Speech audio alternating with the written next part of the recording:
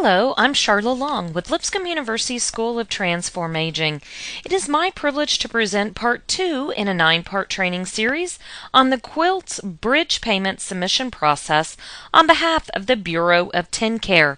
In Part 2, we'll actually look at the Nursing Facility Value-Based Purchasing Quality Framework. This framework was sent to all Medicaid nursing facility providers on August 5th, 2014 by TennCare's Patty Killingsworth. The value-based purchasing model has two types of measures. The first are threshold measures. These are measures that must be met by the facility in order to be eligible for the quality payment portion of their reimbursement rate. The second type of measures are called quality measures. These are used to determine the amount of quality payment that a facility would receive. When you look at this slide, you can actually see the value-based purchasing model completely unfolded. At the top, you see threshold measures. Again, if you don't meet the threshold, then none of the lower portion of this chart matters because the threshold measures must be met in order to receive any portion of the quality payment. Provided that a facility has met the threshold measures, then we would look at the quality measures. Here in this section, there are actually 4 key categories. The first and the most significant is satisfaction. And satisfaction is comprised of not only 35 points, but 3 different categories. Resident satisfaction is the most important at 15 points, followed by family satisfaction at 10, and staff satisfaction at 10. The second key area under quality measures is culture change and quality of life. In this section, we look at issues such as respectful treatment, resident choice, member and resident family input, and also meaningful activities. The whole section around culture change and quality of life represents 30 points, with 10 points given to both respectful treatment and to resident choice, and 5 points given to resident member and family input and meaningful activities. The third main category under quality measures focus on staffing and staff competency. Here we would be looking at the RN hours per resident per day and the CNA hours per resident per day, as well as staff retention, consistent staff assignment, and staff training, including both onboarding and continuing education. Each of those measures are representing 5 points for a total of 25 points possible under staffing and staff competence. The fourth and final area is around clinical performance. Clinical performance represents just 10 of the 100 total possible points. These 10 points can be earned for performance in the area of antipsychotic medication as well as urinary tract infections. There are actually sections of this these training series dedicated to each of those areas. So there's a whole training module around satisfaction, a module around culture change and quality of life, one for staffing and staff competency, and another for clinical performance. So please take a look at each of those modules so that you have a fuller understanding of how these will be measured.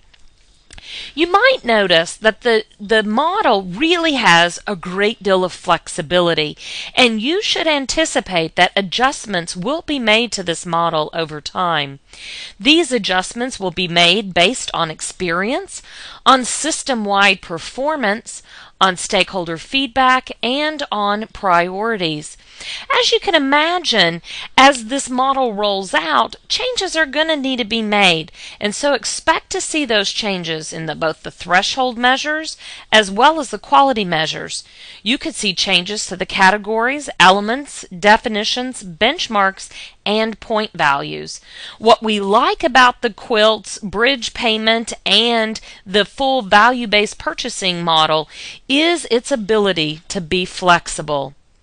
For now, we will be calculating payment for the quality portion of the reimbursement rate using this model. We will look at the total number of points earned on all quality measures. So if you were looking at it here, it would be looking at all the points earned from satisfaction, culture change, staffing and staff competency, clinical performance. So the total possible points divided by the total number possible, here 100, to equal the percentage of the quality payment eligibility. So for example, if a facility earned 85 total points, they would get 85% of the quality payment. In order to get to that full value-based purchasing model that I just described, that full model being implemented during fiscal year 2016, we're actually starting with what we call a transition or a bridge model. This bridge model will help us build up to the full value-based purchasing model that will be expected in fiscal year 2016. So under the bridge year model, the quarter one payment will be made based on performance of a facility from July 1, 2013 through June 30, 2014. The payment for quarter two will be made based on performance from July 1, 2014 to September 30, 2014.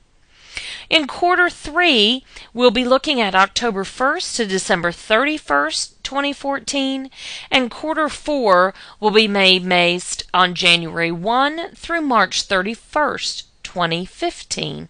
So this is how we see this implementation process taking place over a two-phase cycle. The bridge model is really a periodic interim payment made to nursing facilities to adjust the existing cost-based nursing facility rates based on two acuity-based case mix approaches and a 20% quality component using an abbreviated version of the quality framework I just described. This bridge model is transitional. And because it's transitional, we will be recognizing efforts towards quality improvement and quality performance. So in this model, you will actually be given quality payment points for effort, not just for the achievement of the quality outcome. Also under the bridge model, you will see that we have aligned it as closely as possible to the value-based purchasing model as we can. There will, however, be no threshold measures in the bridge model, only quality measures. We hope that this will encourage people to participate during this bridge model year. We also hope that it will increase the quality improvement initiatives available at nursing facilities throughout the state of Tennessee. Quality measures will be explained in greater details in parts 4 through 9 of our training materials. So please join us for those other training modules.